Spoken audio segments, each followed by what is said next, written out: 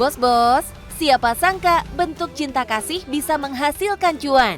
Gak perlu tuh pakai dukun-dukunan. Ini benar-benar terjadi pada bos toko material satu ini. Bos satu ini effort banget demi mewujudkan keinginan sang istri untuk buka bisnis sendiri. Dan ini dia uniknya, bukan bikin ruko baru, bukan juga sewa lapak di mall, tapi kedainya dibangun di ruang bekas gudang cat toko materialnya ini. Bos, saya Sarip, pemilik toko bangunan. Saya juga punya usaha makan kecil-kecilan untuk mewujudkan hobi istri saya yang hobi masak. Produk favorit kita nasi goreng kebuli kambing. Mau tahu lebih lanjut bisnis kita? Tetap di Cuan Bos.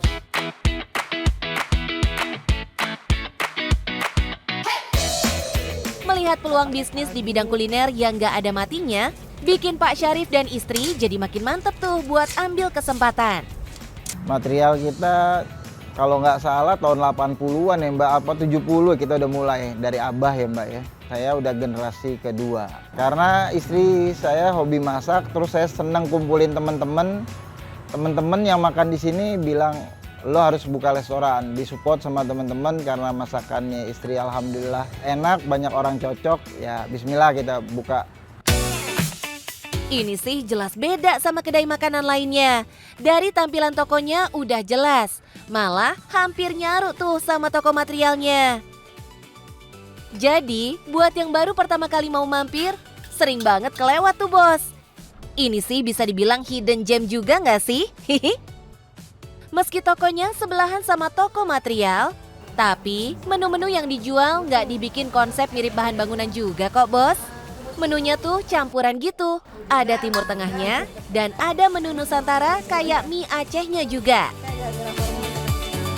Awalnya kita bikin nasi goreng kebuli kambing, orang mikir oh kambing pada nggak suka gitu kan. Pas nyoba ternyata oh kambingnya nggak bau ya gitu awalnya. Terus memang kita gunakan kambing muda.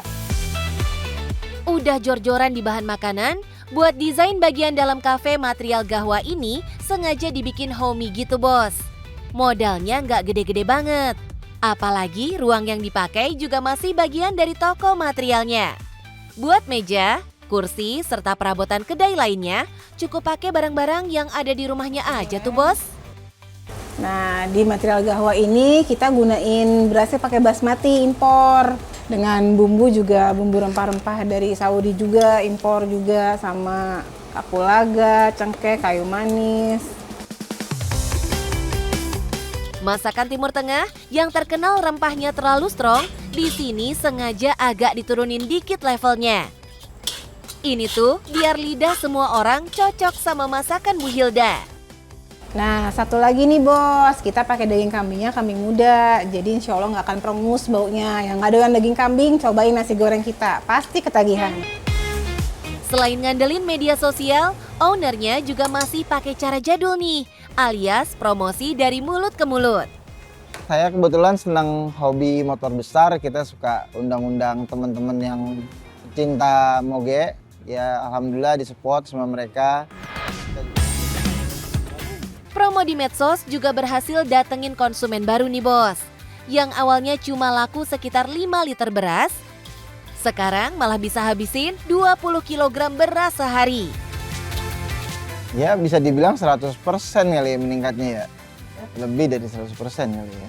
Meningkatnya Masya Allah habis Setelah viral ini kita sampai kewalahan. Padahal memang kita nambahin lagi kan gitu kan menunya. Padahal berasnya udah kita tambahin tuh masaknya tuh. Nggak kayak yang kemarin kapasitasnya. Tapi terlalu banyak juga yang kita tolak-tolakin juga. Pelanggan yang datang maaf sudah habis gitu. Kalau dihitung soal omset, misalnya aja nih, sehari bisa 150 porsi yang laku terjual. Dan dikali Rp35.000 untuk setiap porsinya. Itu artinya dalam sehari bisa menghasilkan omset sekitar Rp5.250.000 tuh. Wah, bisa beli semen sampai 61 bos. Sang pemilik usaha percaya kesuksesan usahanya juga merupakan hasil doa dari orang-orang terdekat termasuk karyawan-karyawannya. Makanya semua karyawan Pak Syarif selalu dapat makan siang lengkap sama camilannya juga. Ini tuh sebagai bentuk rasa terima kasih untuk para pekerja yang udah berjuang keras bersama-sama. Kalau di sini kita juga ada makan-makan buat anak-anak biasanya. Anak-anak kita setiap hari lah hampir lah ya. Ya daripada ngasih makan yang lain ya mending ngasih makan anak buah kita sendiri. Pada sedekah jauh-jauh yang ada aja deh kita sedekah di sini dulu. Prinsip makin banyak memberi, makin banyak cuannya juga nih bos. Meski harga bahan baku makin naik, sang owner tetap kalem gak mau naikin harga menu-menunya. Alasannya ya apalagi, kalau bukan demi pelanggannya, biar nggak kabur semua karena harganya kemahalan.